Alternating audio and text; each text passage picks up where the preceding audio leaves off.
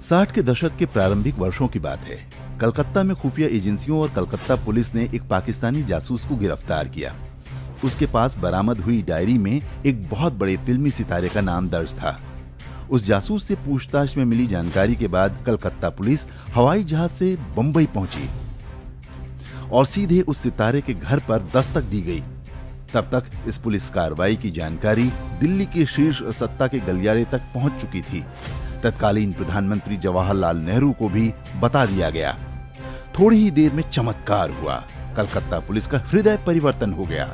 Police team उस फिल्मी सितारे के घर से यह कहते हुए खाली हाथ वापस लौट गई कि संभवतः वह जासूस उस फिल्मी सितारे का कोई फैन था और फिल्मी सितारे का उससे कोई लेना देना नहीं। आश्चर्यजनक तथ्य यह है कि उस जासूस से गहन पूछताछ के बाद आनन फानन में फ्लाइट से बंबई पहुंची कलकत्ता पुलिस को यह दिव्य ज्ञान उस जासूस से की गई गहन पूछताछ के दौरान नहीं हुआ, लेकिन बंबई में उस सितारे के घर पहुंचकर उसे वह दिव्य ज्ञान प्राप्त हो गया। ज्यादा शोर मचा तो जांच के लिए एक सरकारी कमेटी बना दी गई। उस कमेटी को तथाकथित जांच के बाद वही दिव्य ज्ञान प्राप्त हुआ जो कलकत्ता पुलिस को पहले ही मिल चुका था। यह कि वह पाकिस्तानी जासूस उस फिल्मी सितारे का बहुत बड़ा प्रशंसक था। लेकिन बात यहीं खत्म नहीं हुई। वर्ष 1965 में भारत पाकिस्तान युद्ध के दौरान खुफिया एजेंसियों ने पाकिस्तान से संपर्क वाले एक रेडियो ट्रांसमीटर के सिग्नल पकड़े। ट्रांसमीटर बंबई से ही सक्रिय था। खुफिया एजेंसियों की टीम सिग्नल का पीछा करते हुए जब उस स्थान पर पहुंची जहां वह रेडियो ट्रांसमीटर सक्रिय था तो बुरी तरह चौंक गई। जिस मकान से वह ट्रांसमीटर बरामद हुआ वह घर उस समय के बहुत नामी गिरामी उसी फिल्मी सितारे का था, जिससे पूछताछ करने के लिए उसके घर कुछ वर्ष पूर्व कलकत्ता पुलिस पहुंची थी। एक बार फिर से चमत्कार हुआ। उस फिल्मी सितारे पर दिल्ली फिर मेहरबान हुई।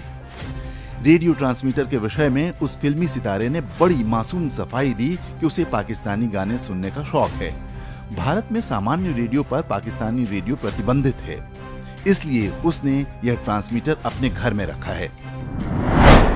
इस बार भी उस फिल्मी सितारे की बात को शाश्वत सत्य मान लिया गया। एक जांच कमेटी बनी और उसने भी फिल्मी सितारे के उस वक्तव्य को सत्य घोषित कर दिया। देश को कभी बताया ही नहीं गया कि जो ट्रांसमीटर रखना किसी सामान्य नागरिक के लिए पूर्णतया प्रतिबंधित है और जिसे रखने पर कठोर दंड का प्रावधान है, वह उस फिल्मी सितारे ने कहां से, कैसे और किससे प्राप्त किया। देश की सुरक्षा और गुप्तचर एजेंसियों में जिम्मेदार पद पर कार्यरत किसी व्यक्ति के अतिरिक्त यदि किसी सामान्य नागरिक के पास पाकिस्तानी रेडियो ट्रांसमीटर आज भी बरामद हो जाए तो वह पूरी जिंदगी जेल में सड़ जाएगा। क्या आप जानते हैं कौन था वह फिल्मी सितारा? क्या नाम था उस फिल्मी सितारे का? उस फिल्मी सितारे का नाम था दिलीप कुमार।